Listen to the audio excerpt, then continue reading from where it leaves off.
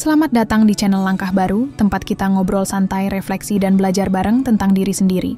Pernahkah kamu merasa tidak ada satupun yang benar-benar memahami perasaanmu? Saat kamu mencoba bercerita, tanggapan yang diterima justru membuat kamu merasa lebih sepi. Kalimat seperti, kamu terlalu sensitif. Atau, sudahlah, itu hal sepele. Padahal, kita hanya ingin didengarkan. Siapa pernah mengalami hal itu? Dan jujur saja, saya pun pernah melakukan hal yang sama pada orang lain. Ketika teman saya sedang bercerita, saya justru sibuk mencari kalimat balasan yang terdengar bijak. Padahal, yang ia butuhkan bukan nasihat, tapi kehadiran yang tulus. Sampai pada satu kesempatan saya bertanya kepada diri sendiri, apakah selama ini saya benar-benar mendengarkan orang lain? Atau sebenarnya hanya menunggu giliran untuk berbicara? Empati bukan berarti kita harus selalu mengerti segalanya. Namun, setidaknya kita bisa hadir tanpa menghakimi. Saya pernah bekerja dengan seseorang yang dikenal sulit diajak diskusi. Setiap rapat, ia ingin pendapatnya yang didengar, tanpa benar-benar membuka diri terhadap masukan. Suatu hari, rekan terdekatnya mengundurkan diri. Sebelum pergi, ia menulis sebuah pesan pendek yang membuat semua orang terdiam.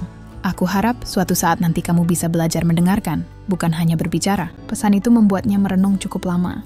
Dan sejak saat itu, ada perubahan kecil yang terasa. Ia mulai mendengarkan lebih banyak, berbicara seperlunya, dan mencoba memahami sudut pandang orang lain. Lama-lama orang-orang mulai berkata, sekarang ngobrol sama dia lebih enak ya.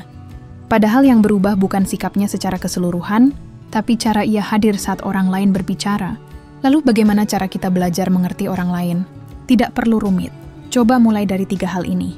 Yang pertama, dengarkan sampai tuntas tanpa menyela. Kedua, tunjukkan empati, bukan reaksi. Misalnya, cukup katakan, saya paham, pasti berat untukmu. Ketiga, validasi perasaan. Jangan buru-buru membandingkan atau menyederhanakan.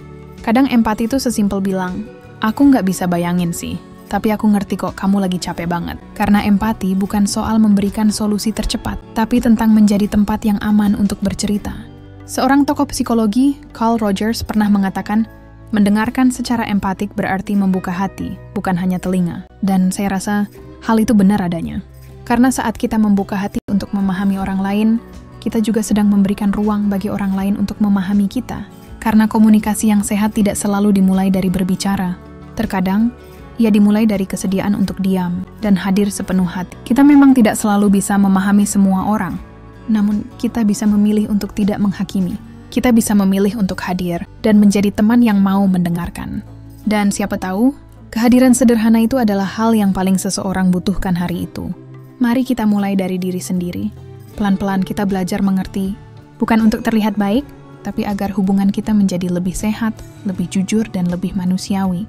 Jika kamu merasa video ini bermanfaat, jangan lupa like, share, dan subscribe channel Langkah Baru agar kita bisa terus belajar dan tumbuh bersama. Sampai jumpa di video selanjutnya.